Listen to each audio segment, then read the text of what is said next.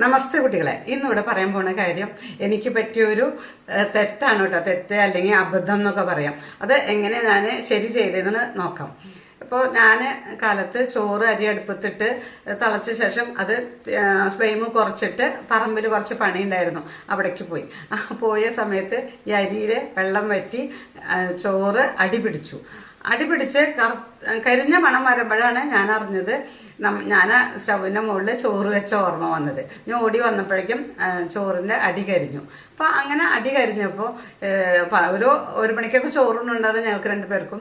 ഒരു 12:30-ക്കാണ് ഞാൻ ഇത് കരിഞ്ഞതായിട്ട് മണം വരുന്നത്. ആ സമയത്ത് ഓടി വന്ന് നമ്മൾക്ക് ഇനിയും അരമണിക്കൂറിനുള്ളിൽ എവിടുന്ന് ചോറുണ്ടാക്കാനാണ്? ഈ കരിഞ്ഞ മണം കേട്ട് കഴിഞ്ഞാൽ നമുക്ക് ഊണ് കഴിക്കാനും തോന്നില്ല അല്ലേ? അപ്പോൾ ആ ചോറ് കരിഞ്ഞ മണം പോകാൻ വേണ്ടി ഞാനൊരു സൂത്രപ്പണി ചെയ്തതാണ് കേട്ടോ. അപ്പോൾ അത് എന്താണെന്ന് നോക്കാം. അപ്പോൾ അതേമാതിരി നിങ്ങൾക്ക് ആർക്കെങ്കിലും എന്തെങ്കിലും അടി പിടിച്ചാൽ കരിഞ്ഞ മണം വരാതിരിക്കാൻ ഈ സൂത്രപ്പണി ചെയ്താൽ മതി. വളരെ എളുപ്പമാണ്. ഇങ്ങനെ അടി പിടിച്ച ചോറ് ഒരിക്കലും കരിഞ്ഞ മണോ അല്ലെങ്കിൽ അടി പിടിച്ച മണോ ഇല്ലാതെ നമ്മൾ എങ്ങനെയാണ് ഇതിൻ്റെ വാസന പോവാൻ നോക്കാം. ഇതിപ്പോൾ ചോറ് വെച്ച ചെമ്പാണ്. ഇതിൽ അടി പിടിച്ചു എന്ന് നമുക്ക് അറിഞ്ഞു കഴിഞ്ഞാൽ നമ്മൾ ചെയ്യേണ്ട കാര്യം എന്താ വെച്ചാൽ ഇതുമാതിരി നമ്മൾ ചോറ് വെച്ച പാത്രം ഉള്ളിലിരിക്കാവുന്ന അത്ര വട്ടുള്ള ഒരു പാത്രത്തിൽ പച്ചവെള്ളം എടുക്കുക.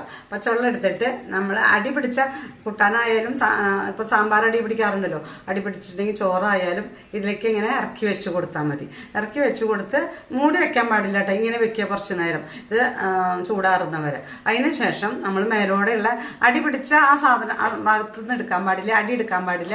മേലോടെ നമുക്ക് ചോറായാലും സാമ്പാറായാലും എടുത്ത് വേറൊരു പാത്രത്തിലേക്ക് മാറ്റി കഴിഞ്ഞാൽ അടി പിടിച്ച മണോ അല്ലെങ്കിൽ കരിഞ്ഞ മണം ഉണ്ടാവില്ല. അപ്പോൾ ഇത് കുറേ പേർക്കൊക്കെ അറിയുന്നുണ്ടാവും, അറിയാത്ത കുട്ടികൾക്ക് വേണ്ടിയിട്ടാണ് കേട്ടോ. അപ്പോൾ വീഡിയോ ഇഷ്ടമായിച്ചാൽ ലൈക്ക് ചെയ്യുക, ഷെയർ ചെയ്യുക. നന്ദി, നമസ്കാരം.